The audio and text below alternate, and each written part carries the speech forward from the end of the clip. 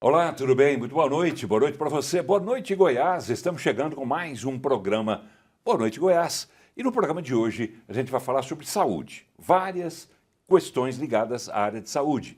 Uma delas, por exemplo, nos faz lembrar de uma data redonda. 5 anos atrás, o governador Ronaldo Caiado estava assinando um decreto de emergência sanitária quando se iniciou aquele triste, lamentável episódio da pandemia da Covid-19. Muita coisa aconteceu naquela época, muita controvérsia, muitas pessoas dando palpite aqui, ali e lá, e muita gente morrendo, infelizmente. Foram mais de 700 mil pessoas, no cálculo de alguns, que perderam a vida por conta da Covid, que era uma doença absolutamente nova, para a qual ainda não se tinha um protocolo, né, de atendimento para os pacientes de Covid. Muita gente morreu, infelizmente, no Brasil inteiro. Doença que, ao que se imagina, deve ter vindo realmente da China, mas que o mundo inteiro aprendeu a trabalhar, a lidar com ela. Aqui em Goiás, muita coisa aconteceu e a gente vai falar sobre isso, sobre essas coisas, mas eu quero falar também sobre outras questões ligadas à área de saúde, como, por exemplo, o Hospital Geral de Goiânia, que está tentando zerar, e a promessa é essa mesmo, de zerar a fila de espera para a cirurgia bariátrica. Tem outras questões, o Hospital Oncológico para Crianças, o CORA, vai ser inaugurado quando? A resposta virá para essas e outras perguntas, inclusive doenças respiratórias que são o terror do momento, respostas que virão do nosso entrevistado de hoje, secretário estadual de Saúde, Razível Santos. Tudo bem, secretário? Boa noite. Boa noite, Paulo Berings. Um prazer imenso estar aqui novamente contigo. Muito obrigado. Boa noite a todos os nossos telespectadores. Obrigado por ter vindo. Prazer imenso recebê-lo também aqui no nosso Boa Noite Goiás. E você, telespectador, uma informação, o programa voltou a ser exibido nesse horário tradicional das 19h30 até as 20h30. E sendo ao vivo, a gente tem a participação de você, telespectador. Só que hoje, olha aquelas coisas que vão acontecendo, a gente vai passando pelos anos, secretário, a gente vai passando pela idade e acaba se esquecendo de algumas coisas. Na pressa hoje eu não trouxe aquele telefonezinho, aquele smartphone para que eu possa receber as suas mensagens através do WhatsApp. Mas você pode mandar através do nosso canal no YouTube, canal no YouTube da TV Brasil Central. YouTube, TV Brasil Central, lá você pode assistir também ao vivo o programa e ao mesmo tempo já ir fazendo a sua pergunta, digitando a sua pergunta, para que a gente possa encaminhá-la para o secretário Razível Santos. Tá bem? Lembrando que esse programa é uma parceria entre a TV Brasil Central e a TV Assembleia Legislativa do Estado de Goiás. As duas emissoras têm um convênio através do qual trocam conteúdo, de repente uma precisa de uma câmera, queimou uma câmera, precisa a outra, um socorrendo ao outro, um trabalhando junto com o outro, inclusive na questão de pessoas, né, de gente. Eu, por exemplo, não sou servidor da TV Brasil Central, sou servidor da Assembleia Legislativa. Então, ora eu faço o programa daqui, onde nós estamos no Centro Cultural Oscar Niemeyer, ora faço o programa de lá, da Assembleia Legislativa do Estado de Goiás. Tá bom? Cada hora um cenário diferente. Já que eu não posso mudar o penteado, a gente muda o cenário. Fica bem assim? Boa Noite, Goiás, já está no ar.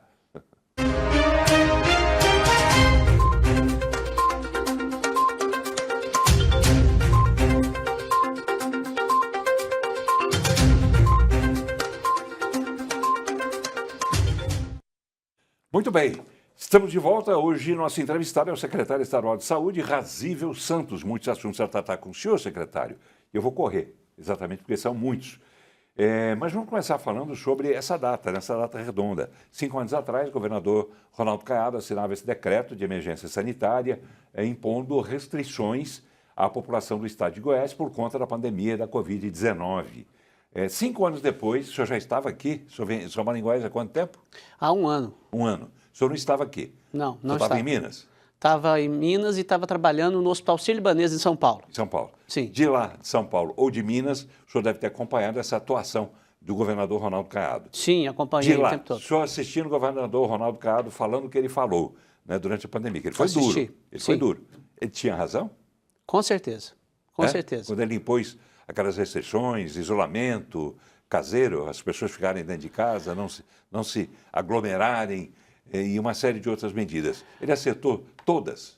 Olha, a pandemia de Covid-19 era uma doença desconhecida, né? Uma doença que a gente não sabia como que ela se manifestava, como que era que a gente precisava tratar da doença, e o governador usou o melhor do conhecimento da ciência na época, que vinha sendo produzido conhecimento, e aplicando para cuidar das pessoas. Ele, como médico, com essa obrigação, com essa sensibilidade que ele tem do cuidado da saúde, ele usou o que havia de melhor na ciência para fazer esse cuidado. E dessa forma, ele trabalhou assim que houve essa instrução de fazer isolamento social, de fazer a questão dos lockdowns que precisavam ser feitos, assim que surgiu a vacinação, indicando a vacinação, ou seja, agindo de forma responsável, sem negacionismo, sem obscurantismo, sempre validando e valorizando a ciência, as pesquisas e dessa forma colocando a população a par do que estava acontecendo, como era uma questão desconhecida, colocando para eles que a gente não sabia e o que fazer totalmente, ninguém tinha certeza de nada, mas usando toda o balizamento que a ciência dava. Então essa é uma questão louvável que o nosso governador tomou. Para você ter ideia, Paulo, e todos os nossos telespectadores, aqui em Goiás, antes da chegada do nosso governador, só havia leito de terapia intensiva em Anápolis, Goiânia e Aparecida de Goiânia. E com a necessidade de leitos de terapia intensiva para a questão da Covid, o governador optou por fazer a expansão de leitos nos hospitais, em 8 hospitais distribuídos no estado de Goiás, não somente em Goiânia. Em Goiânia também, mas também nas outras regiões. E isso proporcionou, Paulo, um legado dessa Covid que tem, vamos dizer assim, compensado as perdas que a gente teve durante a pandemia. Porque veja só, a hora que a gente tem leito de terapia intensiva em Tumbiara, em Uruaçu, em Jaraguá, em vários outros municípios distribuídos, esses pacientes que são atendidos lá, eles morriam no caminho. Quando ele tinha um infarto grave, ele morria antes de chegar em Goiânia. Quando ele tinha um AVC, ele morria antes de chegar em Goiânia. Um trauma maior, uma sepse. E hoje a gente tem poupado vidas, reduzido mortes e complicações evitáveis, exatamente porque o governador teve pulso e teve esse discernimento de ampliar os leitos em estruturas fixas, estruturas de alvenaria e não em estruturas temporárias, e isso permitiu que a gente tivesse um legado muito importante. Tá bem, o legado que ficou dessa Covid, o senhor seria capaz de ter na cabeça aí quantos leitos tínhamos naquela época, 5 anos atrás, e quantos leitos temos hoje no estado de Goiás?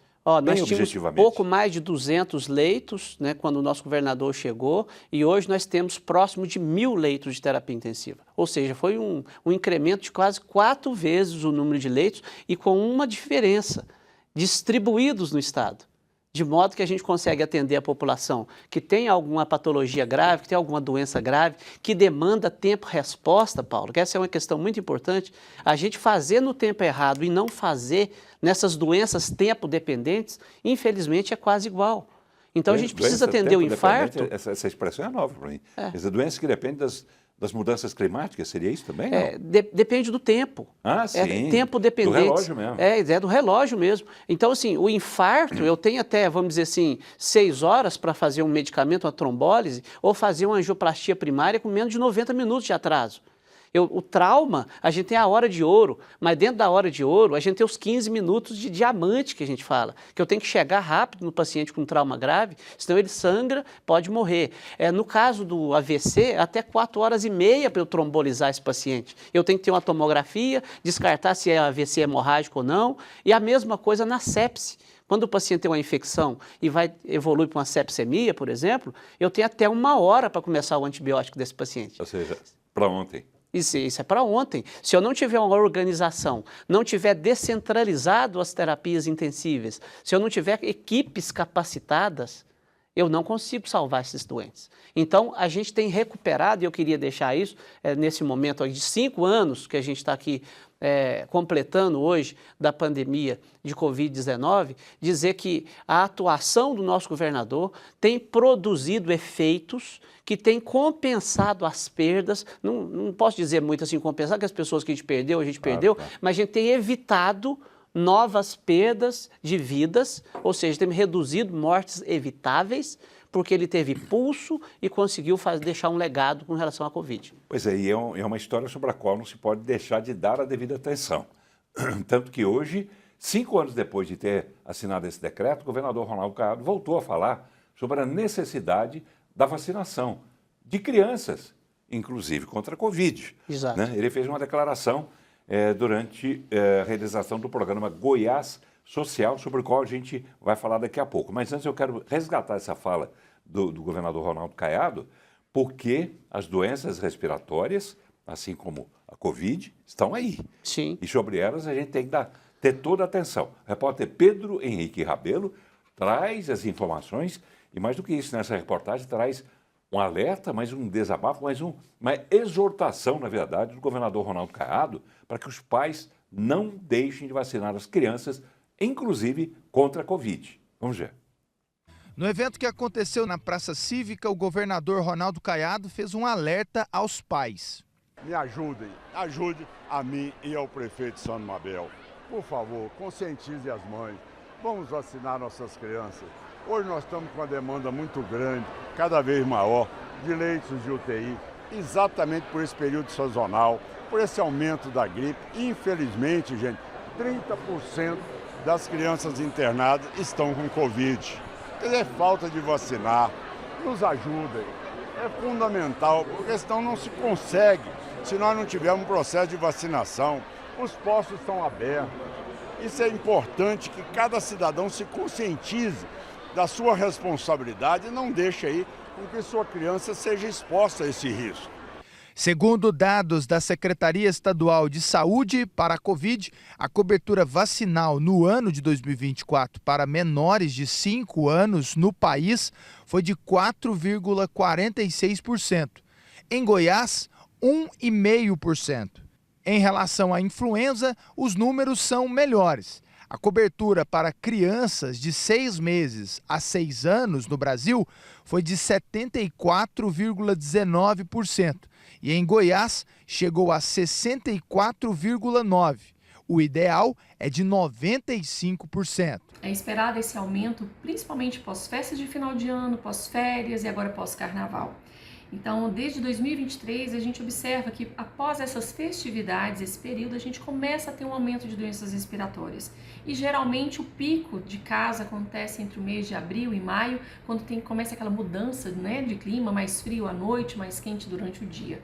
Então, é algo que é esperado, como eu falei, já observado desde 2023. Estivemos aqui na UPA, Chácara do Governador, que fica na cidade de Goiânia, para acompanhar se principalmente os pais estão atualizando a caderneta de vacina dos seus filhos. A informação que tivemos aqui é que estão à disposição as vacinas de Covid, tem em estoque. Agora, a vacina para gripe, eles estão esperando a campanha começar para o novo estoque ficar à disposição da população. A informação é que a campanha vai começar no mês de abril, mas que pode ser antecipada para a reta final do mês de março. O Edilberto trouxe a filha para uma consulta.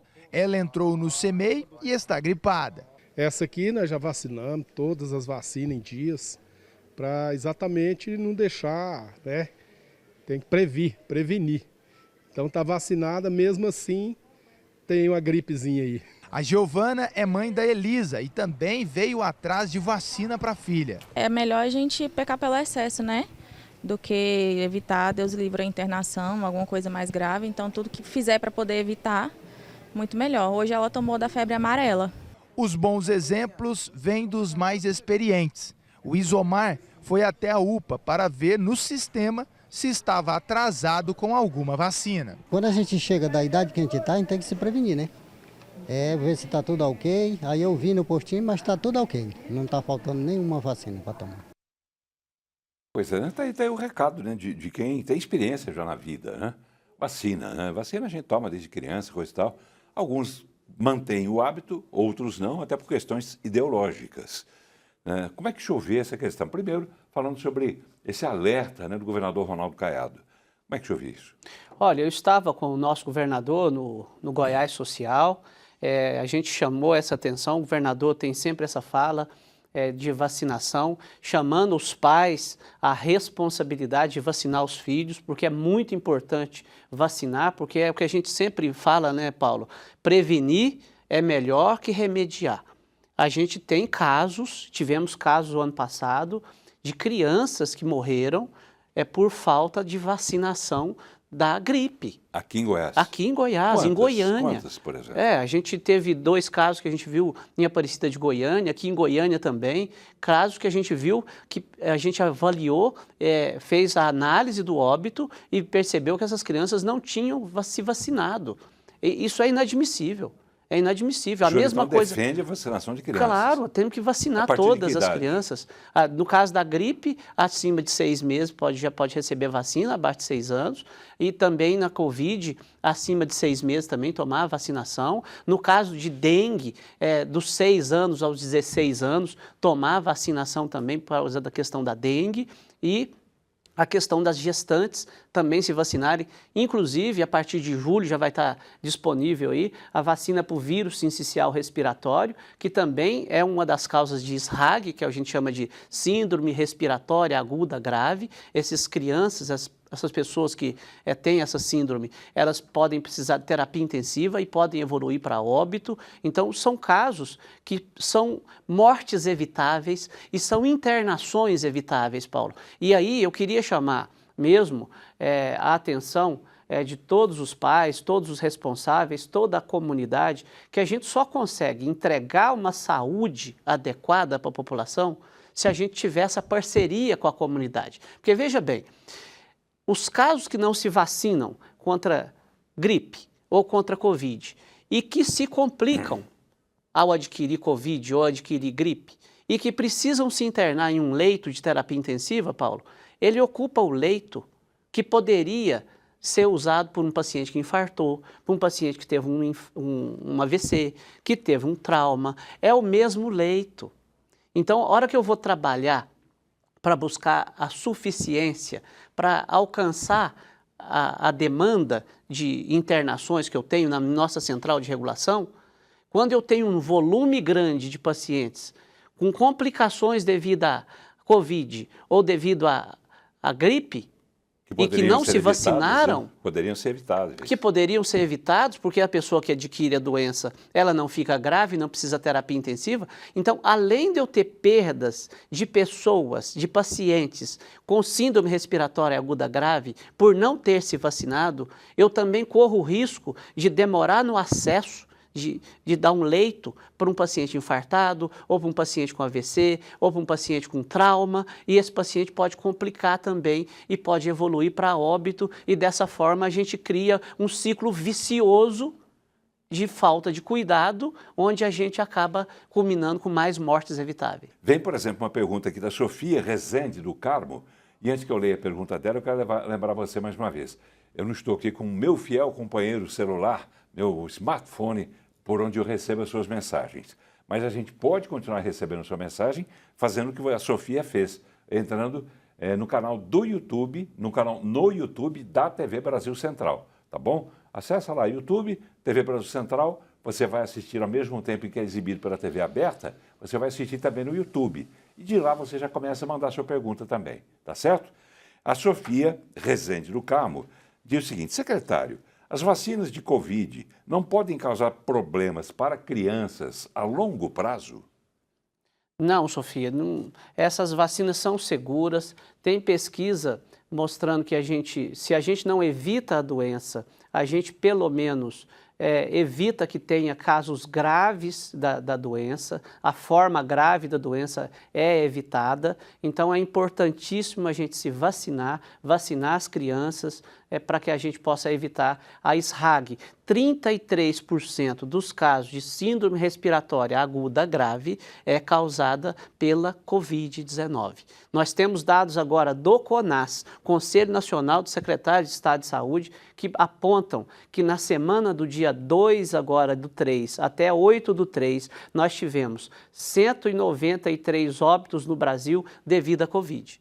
A Covid não foi embora. A Covid é uma doença que agora nós vamos conviver com ela igual a gente convive com a gripe, com a influenza. Então é importantíssimo se vacinar. Tá bem. Vamos lá. Vamos voltar um pouquinho à fita, né? Como se dizia antigamente que existia fita, hoje não tem mais fita nenhuma. Mas vamos voltar um pouquinho. A gente fez o sentido contrário quando a gente chamou a fala do governador Ronaldo Caiado sobre esse alerta, né, para os pais vacinarem as crianças, principalmente. Essa fala aconteceu durante a realização do programa Goiás Social Mulher, um programa que está acontecendo até sexta-feira na Praça Cívica, aqui em Goiânia. Lá, as mulheres, como você vai ver na reportagem, podem encontrar vários tipos de atendimentos. Vamos conferir. A Mariana veio até o Goiás Social Mulher para atualizar o cartão de vacina contra a Covid. Eu, como tenho problema pulmonar, tenho asma, né? Então, assim, eu estou me cuidando, né? Me protegendo. Aí eu vim tomar reforço da Covid.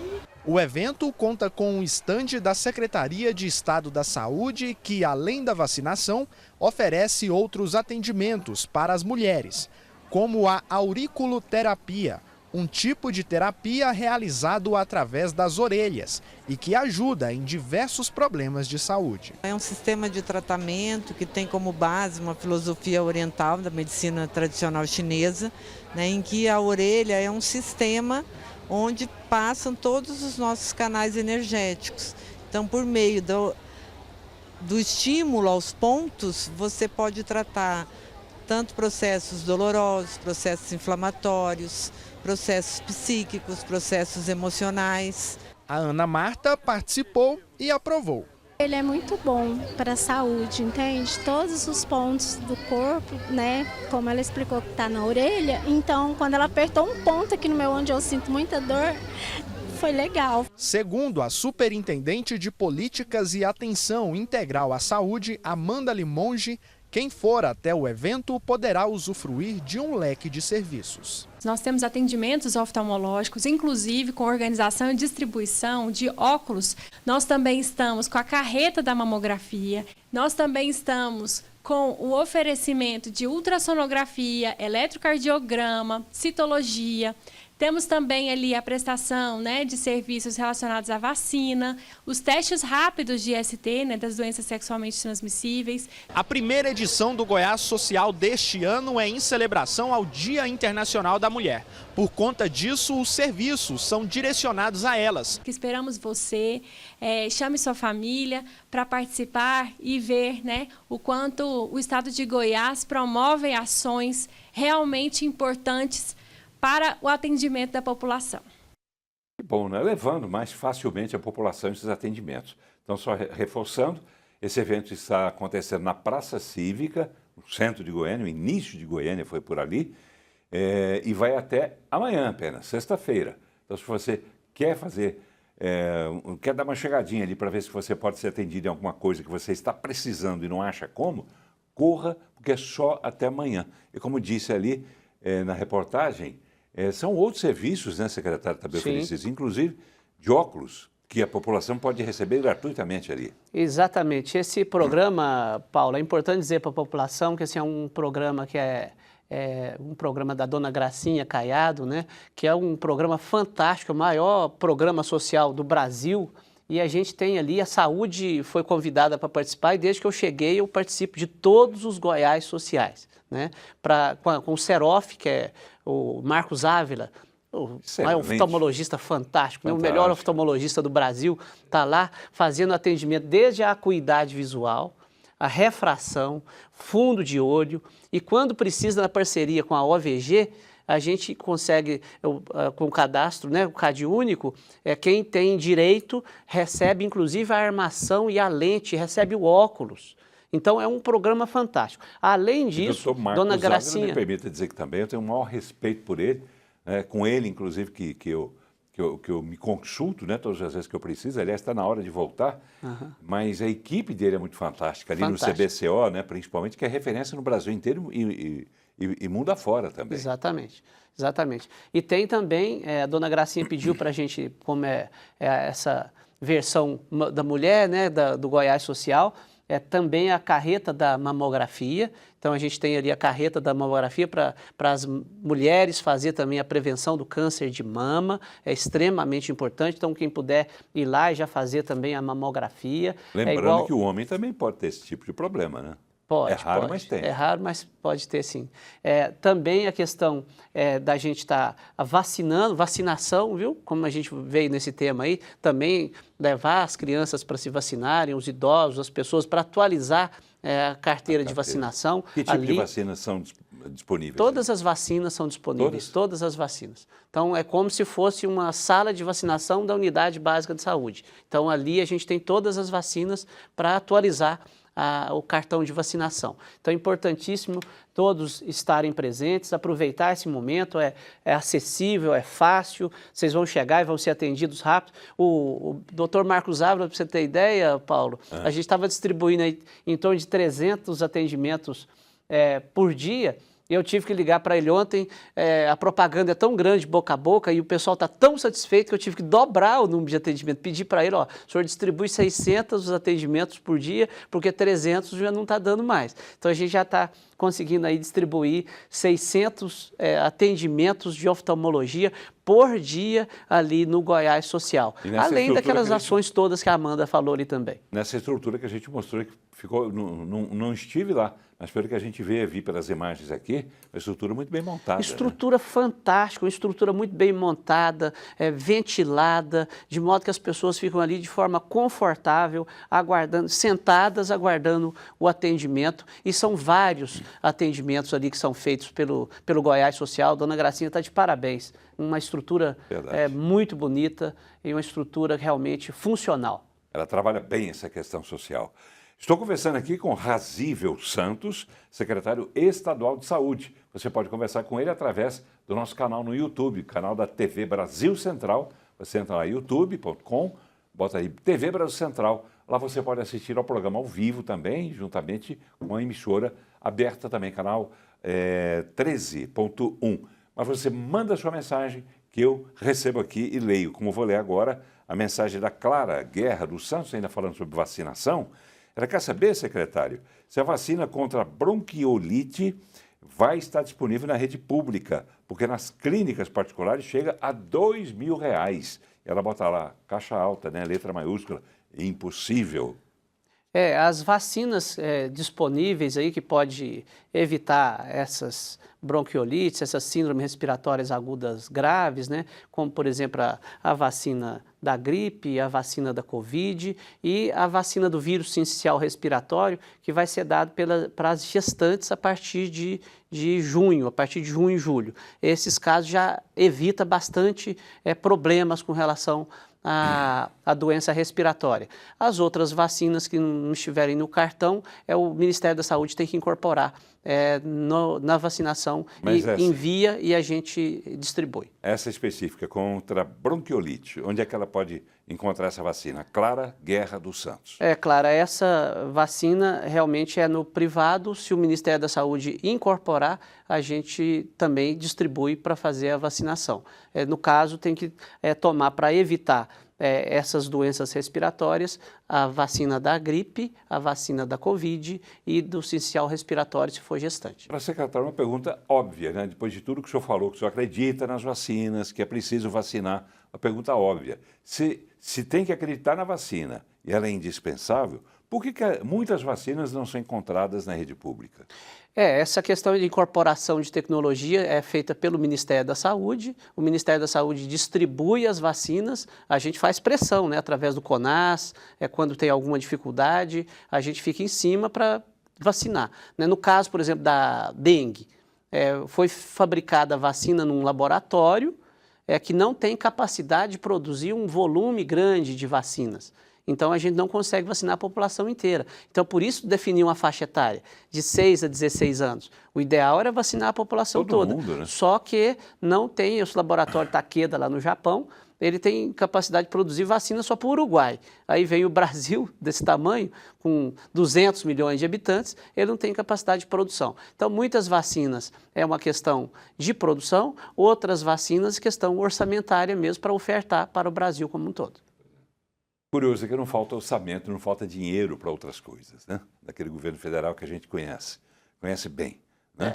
Principalmente para agradar os deputados, os senadores, aquela coisa toda. Mas, enfim, é um outro assunto. É uma lástima a gestão que nós estamos tendo aí do governo federal, né?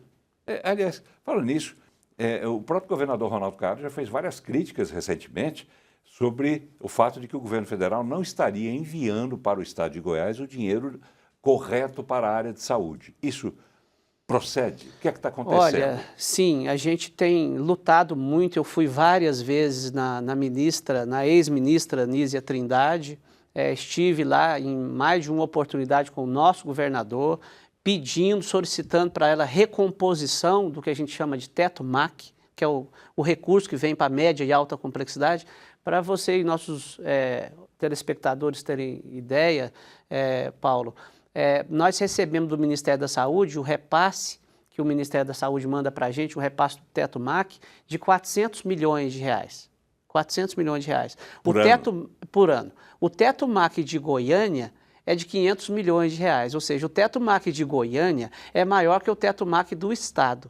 E o governo estadual, nosso governador Ronaldo Caiado, coloca 4,6 bilhões de reais na saúde por ano. Olha a diferença de recurso, né? Então, a hora que a gente vai ver o que o Ministério da Saúde envia para Goiás e o que Goiás realmente investe em saúde, é um valor muito superior. O que é que a gente pediu? A gente teria que pedir recomposição de teto na ordem de 2 bilhões.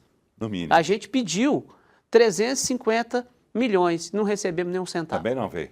Não veio nem um centavo dos 350 milhões. É uma questão meramente política?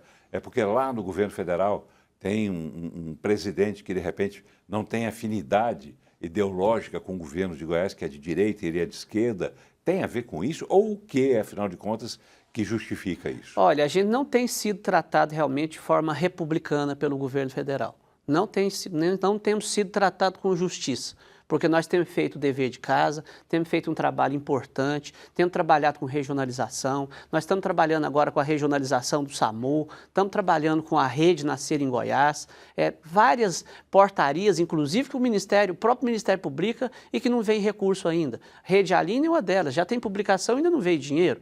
Né? A questão do PMAE, que eles chamam, que é o Programa de Mais Especialistas, a gente já fez o nosso dever de casa, mas ainda não chegou dinheiro. A dengue, no início do ano passado, a gente fez o projeto, a gente decretou a emergência, ficaram de enviar 18 milhões, enviaram 3 milhões. Foi o único dinheiro que eu enxerguei vindo do Ministério da Saúde, foi 3 milhões. Vê se tem condição. A gente fazer um combate com efetividade de uma doença que está matando as pessoas sem enviar recurso, mesmo decretando emergência, mesmo estando descrito na portaria que é direito do Estado receber. Então, tem várias questões que o Estado tem assumido, que os estados em geral têm assumido e que o Ministério da Saúde, que o governo federal tem se desobrigado, mesmo questões que estão, inclusive, em portarias. Pois é, mas na contramão dessa história toda, desculpe, na contramão, o próprio presidente Lula fez, dias atrás, ele disse o seguinte: o alimento está caro. Né? Primeiro ele falou umas frases ali que a gente nem precisa falar, que a população já ficou triste com isso, né? De ouvir de um presidente. Está caro, não coma, né? Mais ou menos isso. Né? Não foi exatamente dessa forma que ele disse, mas está caro, compra outra coisa. Né? Não sei o que, não sei o que. Enfim, ele quer que os governos estaduais baixem, governos estaduais, o ICMS dos produtos básicos da cesta básica. Quer dizer, por que na hora de mandar dinheiro ele não manda, mas na hora de falar para o governador de todos os estados aí, baixa aí, ele quer dar ordem aqui, mas não obedece a responsabilidade dele, porque é uma obrigação constitucional, não é isso? Sim, Por que ele não obedece lá e quer mandar aqui? O governo federal é o maior arrecadador de impostos, é quem tem maior obrigação de colocar recursos, né, principalmente no SUS, de colocar recurso para apoiar a população. É isso que a gente espera de um governante, na hora que a gente precisa, atender às necessidades das pessoas. É por isso que ele está cada vez mais despencando nas pesquisas e nosso governador está aí com quase 90% de aprovação da população. Porque nós temos um governador que tem austeridade, que zela pela correta aplicação do recurso público e que zela pelas políticas sociais. Então, a saúde é uma delas. É o maior programa de distribuição de renda que a gente tem, né? Porque quando a gente vai verificar, né, Paulo, o valor de um plano de saúde, a gente tem que valorizar o SUS, porque a gente tem cada vez feito mais entregas, cada vez cuidado mais das pessoas. Essa descentralização que o governador fez é com 24 hospitais estaduais e agora indo para o 25º hospital, com 6 policlínicas, construindo mais uma policlínica em Mozarlândia, tem mais 2 para a gente fazer. Isso tudo demonstra a importância que o nosso governador dá para a saúde e para as pessoas, que está colocando as pessoas no centro do cuidado. Vamos lá, pessoas que precisam de leitos de UTI, né? Final do ano passado foi trágico, foi terrível, muitas pessoas morrendo até por falta de leitos de UTI. Muito bem, houve aquela intervenção estadual na área de saúde, determinada pela Justiça, e a situação agora, vamos falar da situação agora, porque o prefeito Sandro Mabel inaugurou hoje 10 novos leitos de UTI na Santa Casa de Misericórdia aqui de Goiânia. Só que tem um detalhe, esses leitos serão destinados exclusivamente para pacientes goianienses. É aí que eu quero ver como é que vai funcionar. Você vai conferir na reportagem do Rafael Mesquita. Os 10 novos leitos de UTI da Prefeitura na Santa Casa de Misericórdia de Goiânia já estão preparados para receber novos pacientes. Eles serão encaminhados pela regulação do município. A inauguração aconteceu com a presença do prefeito, representantes da administração municipal e da direção da unidade de saúde, que aproveitaram para vistoriar a nova estrutura. Sandro Mabel afirma que a ideia é não faltar leitos para a população da capital nos próximos meses. Agora, o goianiense está tendo um reforço nesses leitos nossos, só tem goianienses lá dentro, como é o caso aqui. Então, a Secretaria Municipal de Goiânia está bancando esses leitos adicionais, que quando dá uma crise que nem deu na regulação do Estado, nós estamos começando a formar um pulmão nosso de reserva para os goianienses. Mesmo com os novos leitos, a dívida da Prefeitura referente à gestão passada com a Santa Casa de Misericórdia continua. Mas a superintendente-geral da Unidade de Saúde, Irani Ribeiro, destaca que as negociações para resolver o problema estão avançadas. Nós temos a dívida anterior que está em torno de 15 milhões, mas quando ele assumiu, o mês de novembro, que o SUS paga com 60 dias, né? Ele recebeu e repassou no dia certo, né? Então, assim, ele tem repassado, agora ele já repassou com um recurso que ele recebeu e ele anunciou, ele passou a metade do mês de outubro, né? Da contratualização. Além das 10 UTIs para adultos aqui na Santa Casa de Misericórdia, outras 14 foram disponibilizadas pela Prefeitura de Goiânia. São 10 pediátricas no Hospital das Clínicas e 4 no Instituto Goiano de Pediatria, que já estão funcionando. Nos últimos dias, casos de crianças aguardando vagas foram registrados aqui na capital. Bem, secretário, o senhor poderia explicar para a gente como é que vai ser essa triagem, vamos dizer assim, para que esses leitos de UTI aqui em Goiânia atendam apenas pacientes goianienses? Como é que vai ser isso? Não, na verdade, todos os leitos são para atender os goianienses, os goianos e os brasileiros e estrangeiros que estiver passando por aqui. Nacionalidade, naturalidade, né? Eu acho que foi uma fala retórica, simplesmente, né, do prefeito, mas é para atender a todas as pessoas. Nós temos leitos estaduais aqui nos hospitais do estado, que estão aqui em Goiânia, que atendem os goianienses, que atendem a toda a população goiana e todas as pessoas que estiverem passando por aqui, né? Então, essa é a questão mesmo, o SUS é universal, vamos atender todas as pessoas, tenho certeza absoluta que o prefeito também vai atender todas as pessoas, que nós atendemos Goiás inteiro, Brasil inteiro, e como eu disse, até os estrangeiros que estiverem por aqui também têm direito de ser atendidos nos nossos hospitais. Então é uma parceria, eu fico muito feliz de estar abrindo esses 10 leitos de terapia intensiva na Santa Casa. A gente também coloca recurso na Santa Casa, recurso do Estado na Santa Casa, para que a Santa Casa atenda aos goianos e aos brasileiros. O Goiás é um estado central, falo que é o coração do Brasil e nosso coração é grande, a gente atende a todas as pessoas e também em vários outros hospitais, outras estruturas que a gente coloca recurso aqui também, por exemplo, o Rui Azeredo, que atende Goiás e goianienses, goianos e goianienses de toda forma. Mineiros, paulistas, o entorno, né? Então, assim, a gente tem lá Águas Lindas que atende o entorno, atende Brasília, atende todo mundo.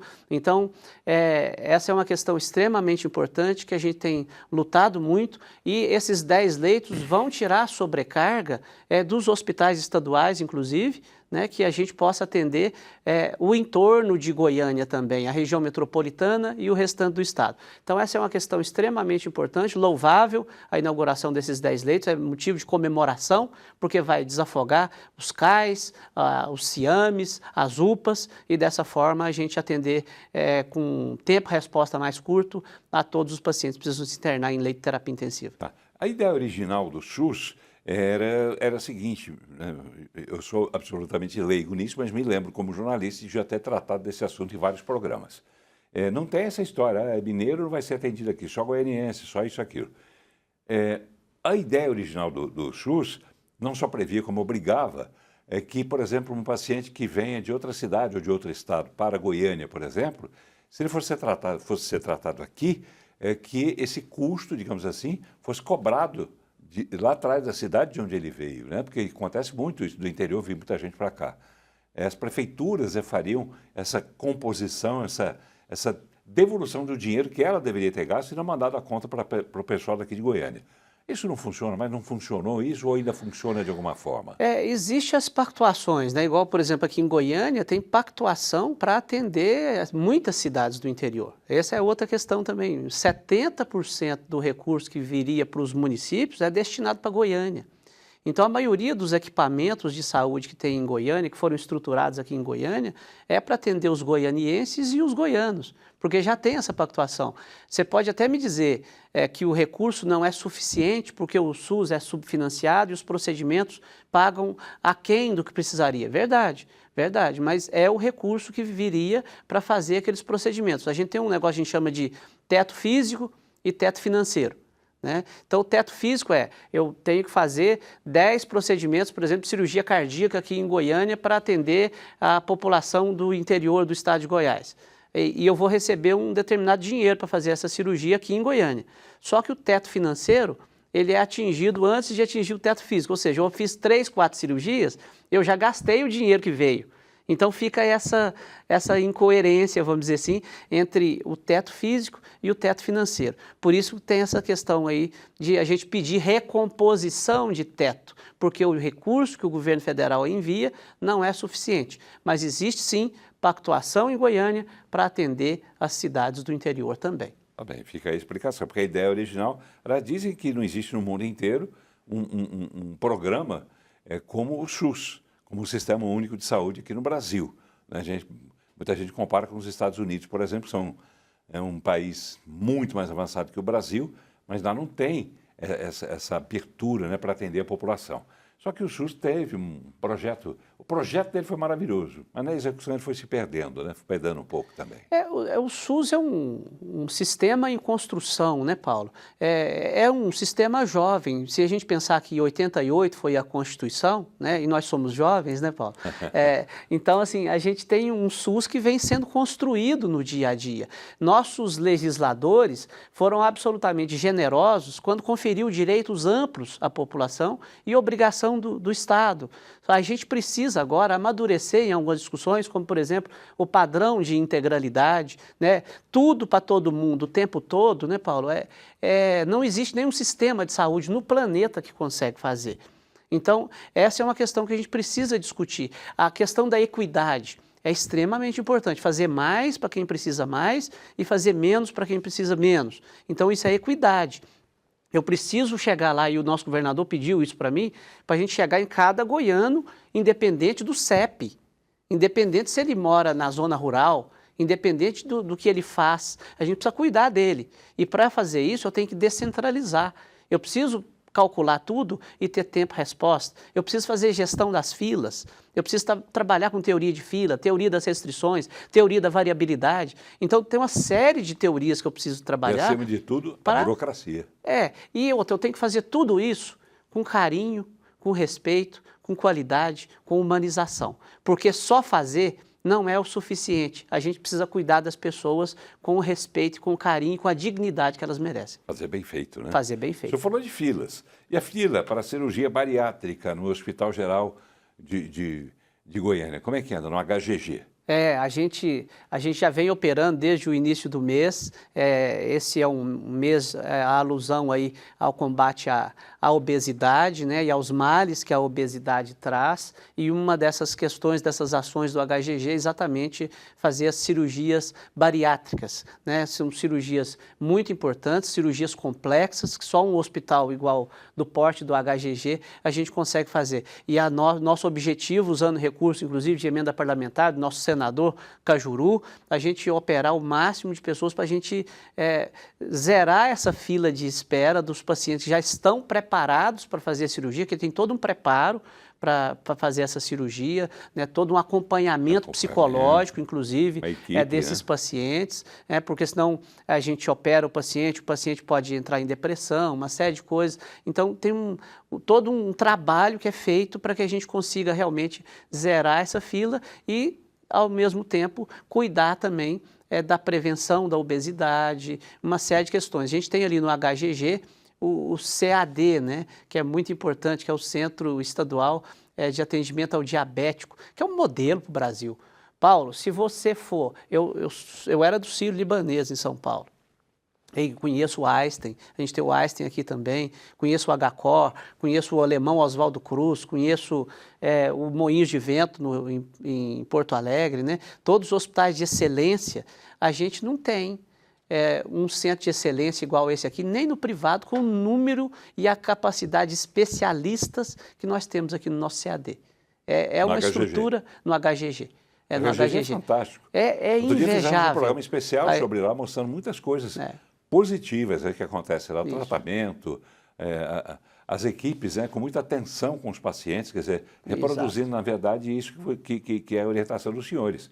Quer dizer, dá toda a assistência à população, mas com qualidade e com carinho. Exatamente. As pessoas que estão ali são fragilizadas. Né? Exato, é uma estrutura que tem tudo ali, inclusive uma cozinha experimental. Você tem que visitar ali para comer, por exemplo, o nosso arroz doce de chuchu. Você já imaginou? Arroz doce de chuchu? Arroz doce de chuchu. Como é que é isso?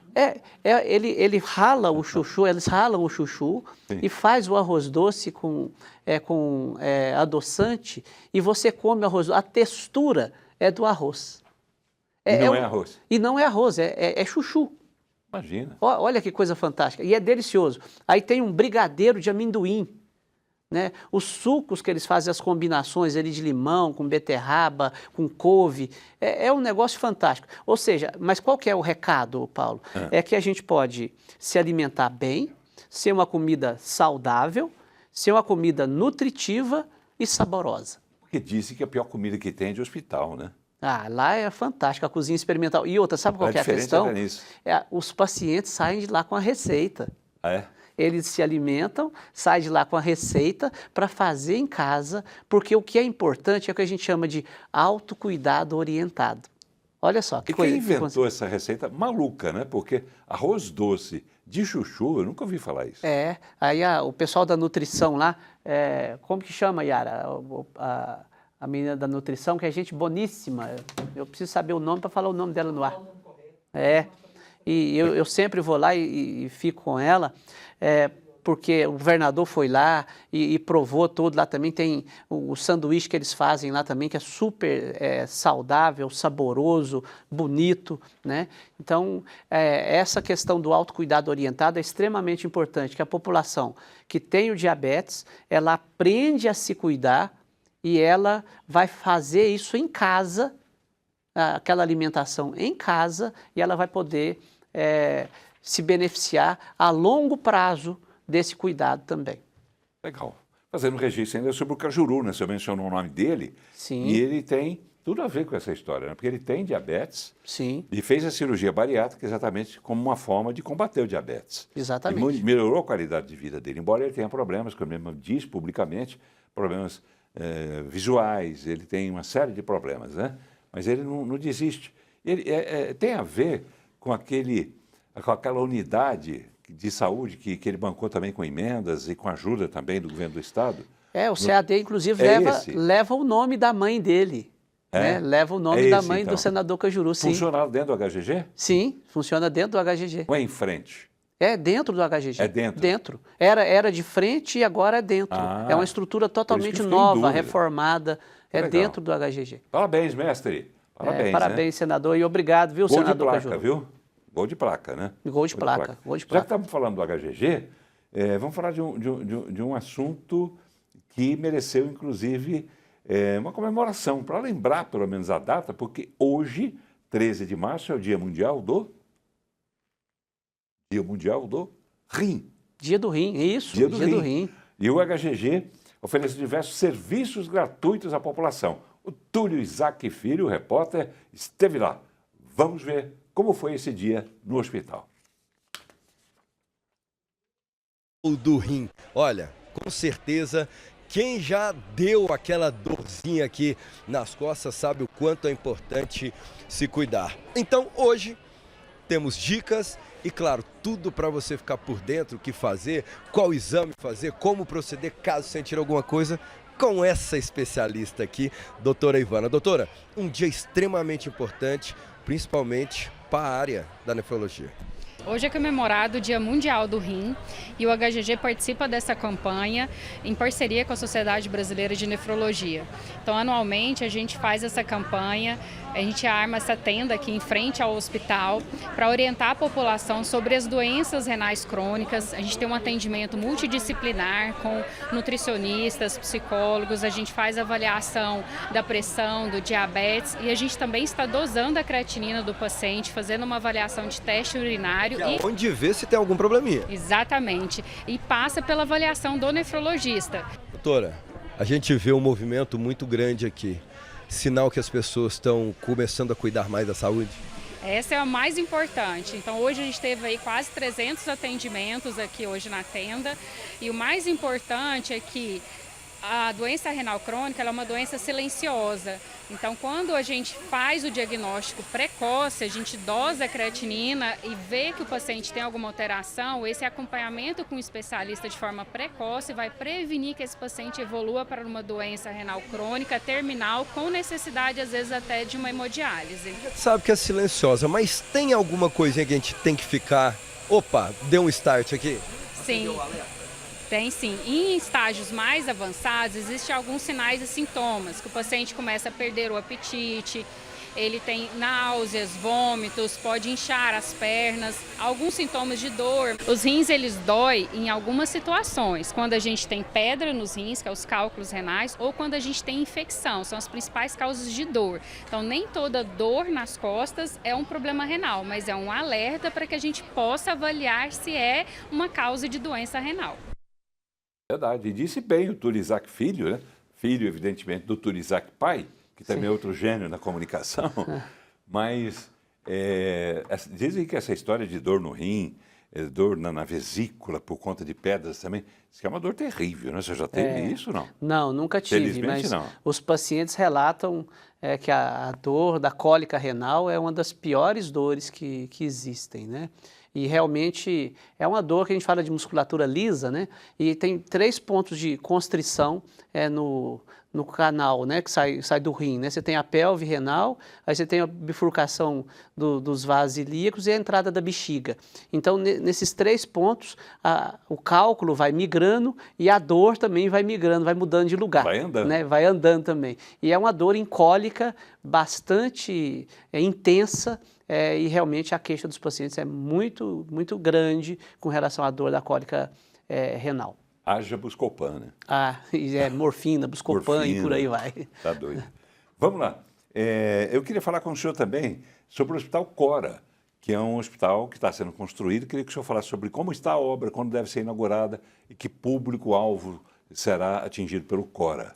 Olha, o Cora é uma estrutura fantástica, depois precisa visitar, viu, Paulo? Porque eu estou indo lá agora toda semana visitar o hospital, ver como que a obra está encaminhando para o seu final, né? Mais de 80% da obra está pronta. É um sonho realmente do nosso governador, que é um visionário com relação a essa questão mesmo do tratamento do câncer infantil e do câncer em geral aqui em Goiás. Não havia nenhuma estrutura estadual fora de Goiânia também quando o nosso governador chegou ao governo do estado. Hoje a gente tem atuado muito no tratamento do câncer em Itumbiara, em Uruaçu, em Anápolis, em Rio Verde e agora com a construção aí do Cora, que é esse complexo oncológico de referência que inicialmente vai cuidar do câncer infantil. Então a gente tem uma área ali, Paulo, que é uma área de transplante de medula óssea, que é uma bolha com filtro EPA, que é toda a unidade. Então, o pai que estiver acompanhando a criança com transplante de medula óssea, ele não precisa ficar restrito ao quarto. Ele pode sair, tem uma brinquedoteca, a criança pode sair, andar ali dentro daquela unidade que toda ela está filtrada. Toda ela tem o filtro EPA. E se essa criança agravar, ela vai ser levada para a terapia intensiva, que faz parte também da unidade de transplante de medula óssea. Então, tem 5 leitos de terapia intensiva anexa a essa estrutura de transplante de medula óssea, que a criança pode ser levada sem passar pelo corredor, porque essas crianças transplantadas são tão frágeis que no corredor do hospital ela pode pegar uma infecção e não conseguir sobreviver. Então, tudo isso foi pensado para fazer o tratamento. Tem uma ressonância nuclear magnética que só tem 7 no Brasil como um todo, que ela é dentro do centro cirúrgico. Veja bem, se uma criança estiver fazendo uma cirurgia oncológica, um tumor cerebral, por exemplo, essa criança está na mesa cirúrgica e eu preciso saber se o nível de ressecção do tumor cerebral está adequado ou não ali com neuronavegação, com toda a tecnologia. Eu vou pegar essa criança... Traduz esse miúdos para a gente. Então, a criança está lá com neuronavegação, fazendo a cirurgia para retirada de um tumor cerebral, e eu preciso saber se o tumor está sendo todo ressecado, se eu estou retirando realmente todo o tumor. Você não vai ter uma borda comprometida. Isso. Por quê? Porque na cirurgia, é importante a população saber, no câncer cerebral, a gente não tem como fazer a ressecção com margem. Por que eu não posso tirar margem? Porque a margem é cérebro. Se eu retiro um pouco mais de margem, eu provoco mais sequelas. Entendeu? Sim. Então, o que eu tenho que fazer? Eu tenho que retirar somente o tumor. Então, o que o nosso governador viu? Ele viu em um local isso e ele quis trazer para cá. Então, a gente tem agora uma ressonância nuclear magnética dentro do centro cirúrgico, onde eu posso transportar essa criança na mesa cirúrgica, ela continua na mesa cirúrgica, ela vai até o tomógrafo, faz a imagem, verifica se realmente a margem está correta, se é ali mesmo que eu tenho que fazer a ressecção, porque eu não consigo em criança fazer o que a gente chama de cirurgia awake. O que é a cirurgia awake? É a cirurgia que eu faço com o paciente acordado. Então eu falo, mexe o braço. A pessoa mexe o braço. Ela não mexeu o braço, eu falo, opa, não posso tirar aqui. A criança não tem esse tipo de... Eu não consigo fazer esse tipo de resposta. Então, eu tenho que fazer uma ressonância nuclear magnética. Então, eu vou lá, faço a ressonância, verifico se está correto, retorno com a criança na mesa cirúrgica e continua a cirurgia. Eu não tenho que terminar a cirurgia, deixar a criança recuperar da neurocirurgia, fazer a imagem para depois voltar com ela para o centro cirúrgico para fazer a ressecção. Então eu consigo fazer. Isso salva vidas. Isso traz melhor qualidade, isso traz uma melhor resposta, isso ajuda a gente a resolver o problema na primeira cirurgia. E tem um detalhe também, né? Custa falar mais uma vez aqui, existe uma parceria com o hospital, antigamente era o Hospital do Câncer de Barretos, né? Sim. Que hoje é o Hospital do Amor, não é isso? Isso. Que também está nessa parceria. Exatamente. E lá eles são referência, né? Isso, é a referência, é a Fundação Pio XII, que a gente tem uma OSC, né, uma organização da sociedade civil, que está atuando desde a construção até a gestão, ali o gerenciamento do hospital. É um contrato que a gente fez, é um termo de colaboração, que a gente fala, né, um termo de colaboração que foi feito com a Fundação Pio XII para a construção e o gerenciamento do serviço depois. Então, é uma estrutura muito importante, que vai atender em torno de 300 crianças por ano, ali, crianças de Goiás que podem ter câncer infantil. Hoje, nossas crianças, né, que têm câncer estão sendo atendidas em Brasília, em Curitiba, em São José do Rio Preto, em Ribeirão Preto, e agora a gente vai poder cuidar dessas crianças aqui no nosso estado, e a capacidade operacional nossa ainda pode ajudar outros estados do Brasil. A previsão, bem rapidamente, a previsão de inauguração, quando? Esse semestre... Vai ser tipo hotéis que abrem aos poucos, soft opening? Não, nós vamos inaugurar completa a parte oncológica infantil, nessa parte infantil. A gente não está cravando uma data, mas é nesse primeiro semestre, porque tem uma alça... Ainda. Oi? Deste ano. Nesse primeiro semestre deste ano. A gente tem uma alça para ser feita ali na rodovia, a alça de acesso que tem que ser feita. Essa alça vai ser feita, e a parte interna, eu creio que conclua agora em abril, a parte interna do hospital, abril, maio, para a gente terminar essa alça, que vai gastar em torno de uns 40, 45 dias, essa alça, para a gente inaugurar o hospital ainda este semestre. Os equipamentos já estão garantidos, estão comprados? Todos os equipamentos estão comprados, tem mais de 2.500 itens. Eu tenho ido lá toda semana exatamente para a gente estar condicionando os equipamentos, né, em salas que já finalizaram, por exemplo, no segundo e no terceiro andar, para que os equipamentos agora já estão sendo instalados. Para a tomografia, finaliza essa semana a instalação completa da tomografia, a ressonância também já está finalizando a instalação, e os outros equipamentos estão todos lá, inclusive a parte fantástica ali, Paulo, que é a parte de reabilitação oncológica. A reabilitação oncológica é uma área grande que tem, inclusive, equipamentos que é um exoesqueleto para ajudar a pessoa a recuperar a todas as suas funções. Continuamos, então, falando sobre o conjunto. E, nesse sentido, o governador Ronaldo Caiado esteve hoje em São Paulo fazendo uma palestra no encontro Todos pela Educação. Foram convidados gestores de estados que alcançaram as melhores médias do IDEB. IDEB, que é o Índice de Desenvolvimento de Educação Básica. Quem acompanhou tudo lá em São Paulo e traz para a gente é a repórter Manu Winda. A quarta edição do Encontro Anual Educação Já 2025, que é promovido pelo movimento Todos pela Educação, aconteceu em São Paulo. O governador Ronaldo Caiado foi um dos palestrantes do evento. Goiás ocupa atualmente o primeiro lugar do Índice do Desenvolvimento Básico da Educação, o IDEB, com uma média de 4,8, superando a média do Ministério da Educação. Esse foi o melhor resultado entre os estados brasileiros, o que coloca Goiás como um exemplo para todo o país. O painel que Caiado participou foi sobre o trabalho de governadores e a prioridade à educação. Ele esteve ao lado dos governadores Carlos Massa Ratinho Júnior, do PSD, do Paraná, Eduardo Leite, do PSDB do Rio Grande do Sul, Helder Barbalho, do MDB do Pará, e Renato Casagrande, do PSB do Espírito Santo. Caiado destacou os resultados da educação em Goiás. As pessoas acreditaram na educação do estado de Goiás e nós avançamos muito. E neste momento, é lógico, quando se trata o IDEB do ensino médio, tá certo? Aí Goiás foi o primeirão, Aí, quando se trata do ensino médio, mas também com o ensino profissionalizante, dividimos o primeiro lugar com o Espírito Santo.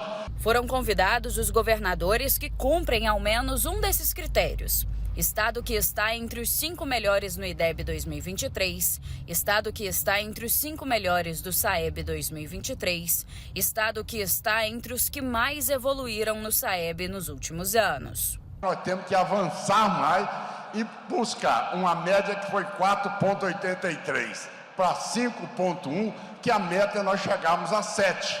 Esse é o desafio de Goiás. A escola que tem 7, ela já recebe um benefício.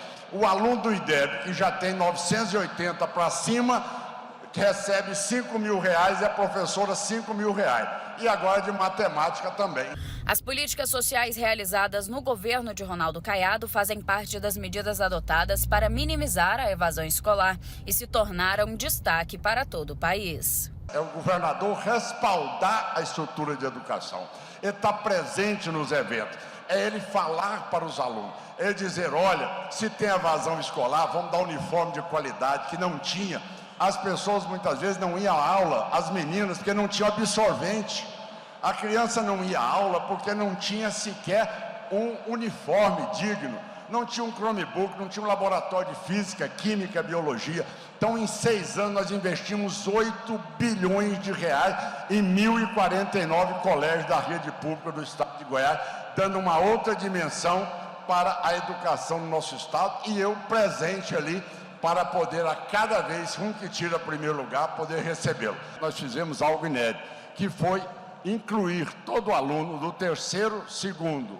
primeiro, segundo, terceiro ano e o 9º ano do ensino fundamental, todos os alunos dos colégios tiveram a bolsa estudo. Isso aí fez com que nós contivéssemos essa evasão. As pessoas passam a ter aquele recebimento controlado pela Secretaria de Educação, saber se ele tem presença no colégio, saber se realmente as notas dele são compatíveis, e ele recebe todo dia 15 do mês aquele repasse de R$112. Bem, governador Ronaldo Caiado convidado, né? Palestrante lá em São Paulo sobre educação, que é outra área também, secretário, que vai muito bem aqui no estado de Goiás. É simplesmente o número 1 no IDEB, né? Melhor nota no IDEB. E nisso vai também o reconhecimento do trabalho da secretária Fátima Gavioli. Parabéns, secretária, porque isso tudo passa pelas suas mãos, pelas suas atuações, junto com o governador Ronaldo Caiado. Exatamente. E mais uma vez, né, Paulo, essa é uma questão que não fica restrita só à educação. Se a gente tem uma boa educação, a gente consegue ter melhores resultados também na saúde. Claro. Porque a pessoa consegue seguir bem uma instrução. Para a gente reduzir a mortalidade infantil, por exemplo, a gente precisa de uma boa educação. Então, essa política da educação, ela extrapola a pasta da educação. E outra, uma sociedade bem educada é uma sociedade que consegue ter boa renda, também consegue cuidar bem da sua saúde. Então, tudo isso são benefícios que extrapolam a área da educação. Verdade. E esses incentivos, né, até financeiros, né, que o governo do estado dá para desempenho não só de alunos, mas também de professores, é uma coisa, eu particularmente vejo, eu que me formei inicialmente professor, eu vejo com muita naturalidade, porque ao longo do tempo essa questão da educação no Brasil foi se degradando, foi piorando, e os alunos cada vez mais se evadindo da sala de aula. Então, alguma coisa teria que ser feita. E nesse sentido, eu falo, mas pagar para o aluno estudar, quando o normal seria o aluno pagar para poder estudar, eu vejo com muita naturalidade. Como é que o senhor vê isso? E você, telespectador, também, se quiser, ainda dá um tempinho de você dar a sua opinião também, através do nosso canal no YouTube, canal da TV Brasil Central, tá bom? Esse é um imenso avanço, né, Paulo? Porque quisera eu, lá na roça, em Minas Gerais, se eu tivesse esse tipo de incentivo para estudar. Eu ia a pé para a escola, 4 quilômetros para ir, 4 quilômetros para voltar, de botina, de quichute, com plástico amarrado nas costas e um chapéu na cabeça, porque não tinha nem guarda-chuva.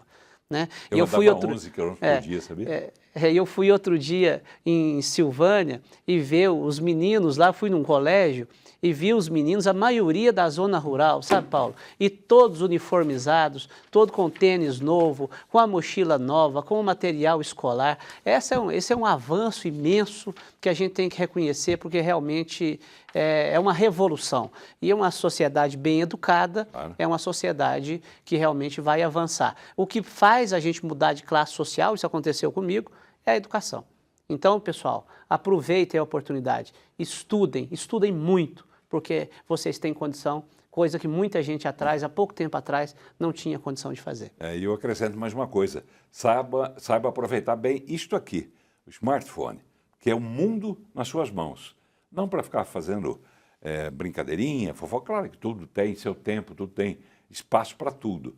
Mas use isso aqui, como nós usaríamos, o senhor nem tanto, porque o senhor é muito mais novo do que eu, mas se eu tivesse isso na minha época, meu aprendizado seria muito melhor. Porque para a gente estudar na minha época, por exemplo, a gente tinha que dispor de uma biblioteca que tinha horário de atendimento e tinha pouquíssimos livros, exemplares de livros, para que pudesse ser dividido entre os alunos. Sim. Então, era uma dificuldade muito grande. Hoje, a gente tem um mundo nas nossas mãos, muito mais fácil. Use também para se informar, para estudar, para ser alguém melhor o tempo todo e nunca pare de estudar. Isso, faça o bom uso, né, Paulo? Isso. Faça o bom uso, use de forma adequada, né? Porque eu falo que o celular, a internet, né, as redes sociais, que nos tirou do isolamento, hoje voltou a nos isolar, não é verdade? Porque antes ela tirou a gente do isolamento, a gente ficava sozinho e tal, agora depois a gente teve informação, tanta informação, que hoje às vezes a gente está numa mesa com mais 4, 5 pessoas e todas elas no celular, né? Então,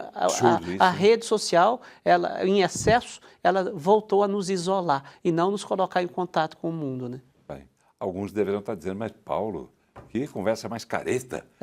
Não, meu amigo, é quem passou pela escola e lamenta não ter tido naquela época a facilidade que se tem hoje, o acesso que se tem hoje às informações, às boas informações, nada de fake news.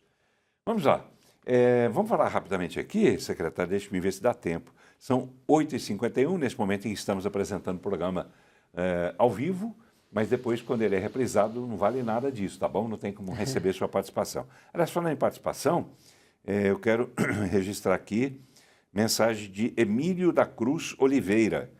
Ele diz o seguinte, eu vou explicar lá no fim a pergunta dele, ele explica, aliás.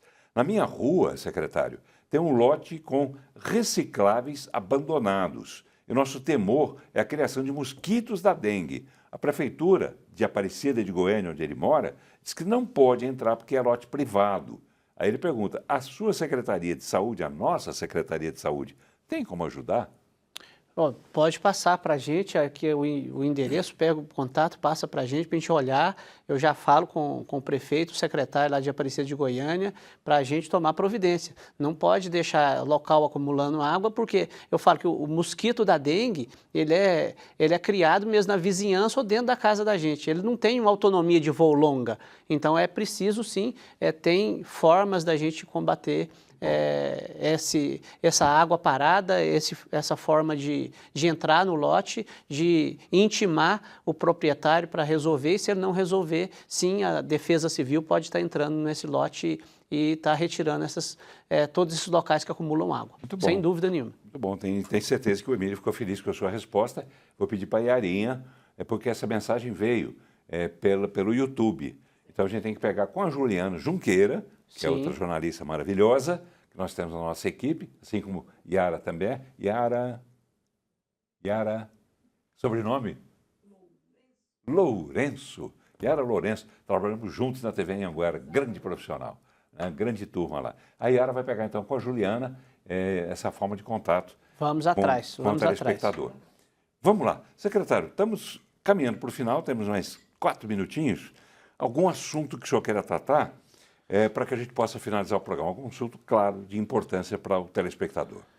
Olha, eu queria trazer para vocês, nós estamos comemorando muito agora o primeiro consórcio intermunicipal de saúde da rede de urgência e emergência que nós estamos criando aqui em Goiás.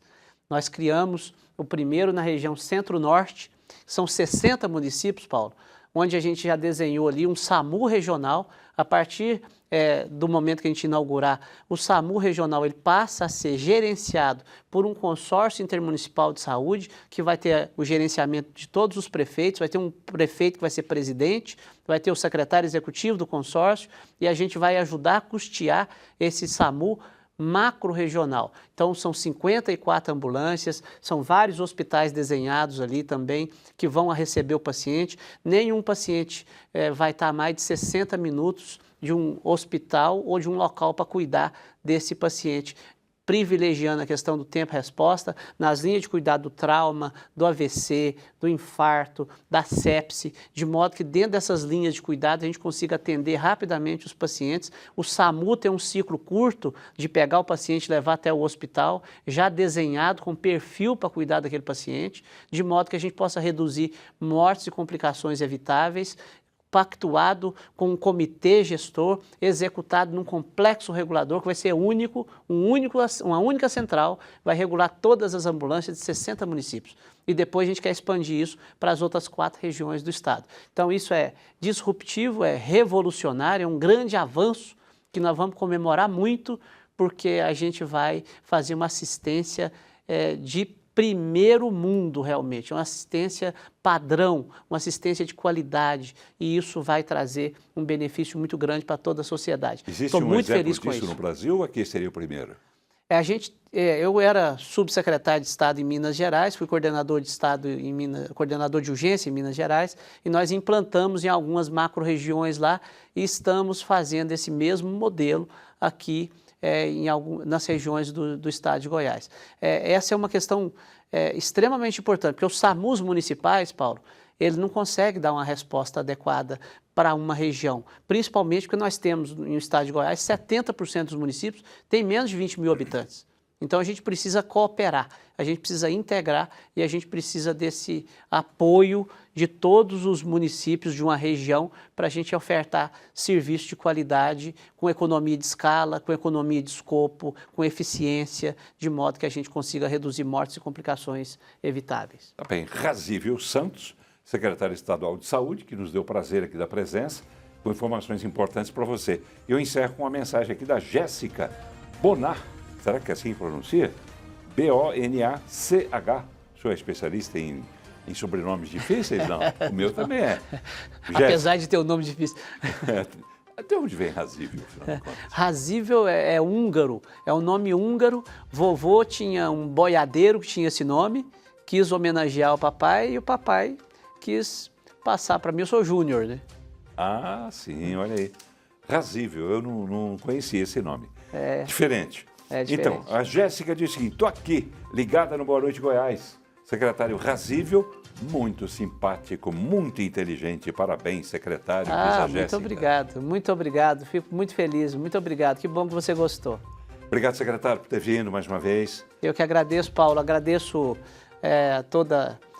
o seu carinho, todo o seu cuidado, as perguntas, a relevância dos temas e ajudando a gente, principalmente com a questão da vacinação, a informação para a população. Então, assim, não tem preço. O que a gente fala aqui, eu falo que tem uma importância ampliativa, né? A gente fala que isso fica ressoando aí na comunidade, na sociedade, e a gente consegue trazer benefícios também com esse esclarecimento que você traz para a gente. Muito obrigado pelo convite. É a nossa função, comunicação social, que a gente tem que levar informação para o telespectador. E, repito mais uma vez, eu cansei daquelas informações, sabe? Matou, estuprou, não sei das quantas. Eu prefiro levar notícias boas para o telespectador. Até porque essas notícias boas, infelizmente, não chegam através de outros órgãos, talvez de comunicação. Não vai aqui nenhuma crítica a ninguém, cada um faz o que quer. E eu fico feliz em poder fazer o que eu quero aqui também. Obrigado a você, telespectador. Grande abraço. A gente volta com o programa ao vivo na próxima terça-feira e parece que o Adib Elias confirmou com a nossa produção em virar o programa, ele que é o novo secretário da área de obras, de estrutura do Estado de Goiás. Um abraço, obrigado, até lá.